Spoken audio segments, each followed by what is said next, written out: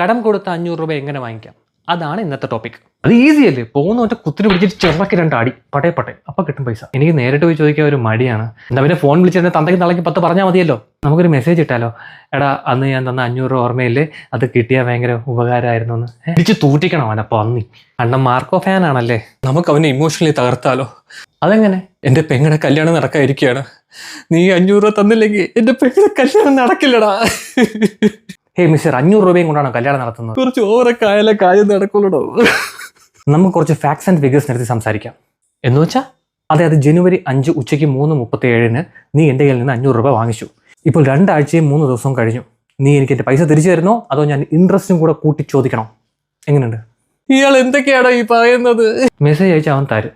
Violence അണ്ണാ, violence വേണ്ടണ്ണ. ഇത്രയ്ക്കും complicated ഒക്കെ ആക്കണോ? അവനെ വിളിച്ചെങ്കിൽ സത്യം പറഞ്ഞാൽ പോരെ, എടേ എൻ്റെ കാശൊന്നുമില്ല, ഞാൻ അന്ന് 500 രൂപ തിരിച്ചു തരണം. സിമ്പിൾ. ഓക്കെയാണ്.